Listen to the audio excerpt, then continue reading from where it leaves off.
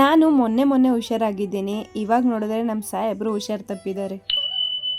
Hi hello ಎಲ್ರಿಗೂ ನಮಸ್ಕಾರ, welcome to my mini vlog. ನಾನು ಎದ್ದೊಳಕ್ಕೂ ಮೊದಲೇನೆ ನಮ್ಮ ಮನೆಯವರು ಎದ್ದು ಊರಿಗೆ ಹೋಗಿ ಪೂಜೆ ಮುಗಿಸ್ಕೊಂಡು ಬಂದು ಆಮೇಲೆ ನನ್ನನ್ನು ಎಬ್ಬರಿಸ್ತಾರೆ. ಅದಾದ್ಮೇಲೆ ನನ್ನ ಕೆಲಸಗಳು ಶುರು ಆಗುತ್ತೆ. ಇವತ್ತು ಹೋಗಿ ಪೂಜೆ ಎಲ್ಲ ಮುಗಿಸ್ಕೊಂಡು ಬಂದು ಕೂತ್ಕೊಂಡು ನನ್ನ ಪ್ರೀವಿಯಸ್ ವ್ಲಾಗ್ಗಳನ್ನೆಲ್ಲ ನೋಡ್ಕೊಂಡು ಕೂತಿದ್ರು.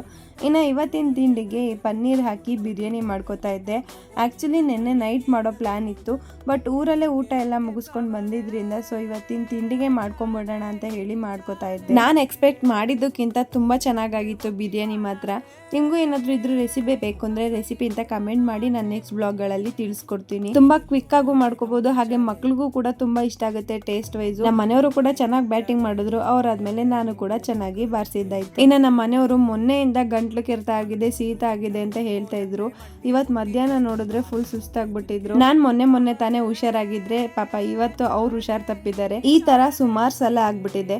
ಫಸ್ಟ್ ಏನಾದರೂ ನನಗೆ ಹುಷಾರಿಲ್ಲ ಅಂದರೆ ಆದರೂ 2 ದಿನ ಬಿಟ್ಕೊಂಡು ಅವ್ರಿಗೆ ಹುಷಾರಿಲ್ದಂಗೆ ಆಗುತ್ತೆ, ಅಥವಾ ಅವರಿಗೆ ಫಸ್ಟ್ ಏನಾದರೂ ಹುಷಾರಿಲ್ದಂಗೆ ಆದರೆ ನೆಕ್ಸ್ಟ್ 2 ದಿವಸ ಬಿಟ್ಕೊಂಡು ನಾನು ಹುಷಾರು ತಪ್ತೀನಿ. ಆದರೆ ಒಬ್ರಿಗೊಬ್ರು ಈ ಥರ ಡಲ್ ಆಗಿದ್ರು ಅಂತೂ ನೋಡೋದಕ್ಕಂತೂ ಆಗಲ್ಲ.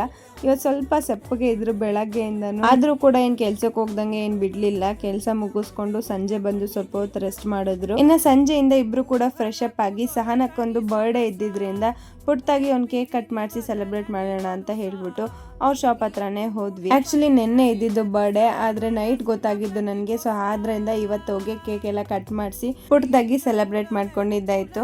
ಅದಾದ್ಮೇಲೆ ಅಲ್ಲೇ ಸ್ವಲ್ಪ ಹೊತ್ತು ಟೈಮ್ ಸ್ಪೆಂಡ್ ಮಾಡ್ಕೊಂಡು ಅಲ್ಲಿಂದ ಅಕ್ಕ ಸೀದಾ ಕೌಸ್ತುಭದ ಹತ್ರ ಕರ್ಕೊಂಡು ಹೋಗ್ತಾ ಇದ್ರು ಬರ್ಡೇ ಟ್ರೀಟ್ಗೆ. ಹಂಗೆ ಹೋಗ್ತಾ ಜಾತ್ರೆಗೆ ಆಲ್ರೆಡಿ ಪ್ರಿಪ್ರೇಷನ್ ಎಲ್ಲ ಶುರು ಆಗಿತ್ತು, ಅದನ್ನ ಕೂಡ ನೋಡ್ಕೊಂಡು ಸೀದಾ ಕೌಸ್ತುಭದ ಹತ್ರ ಹೋದ್ವಿ.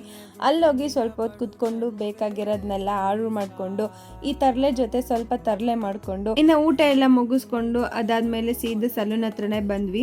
ಸಲೂನ್ ಹತ್ರ ಬಂದ್ಮೇಲೆ ಅಕ್ಕರಿಗೆ ಬಾಯ್ ಹೇಳ್ಬಿಟ್ಟು ನಮ್ಮ ಮನೆಯವ್ರು ಬಂದ್ರು ಅಂತ ಅವ್ರ ಜೊತೆ ಗಾಡಿ ಹತ್ಕೊಂಡು ಸೀದಾ ಮನೆ ಕಡೆ ಬಂದಿದ್ದಾಯ್ತು. ಈ ಬ್ಲಾಗ್ ಇಷ್ಟ ಆದ್ರೆ ಲೈಕ್ ಮಾಡಿ, ನನ್ನ ಪೇಜ್ನ ಫಾಲೋ ಮಾಡ್ಕೊಡೋದು ಮರಿಬೇಡಿ.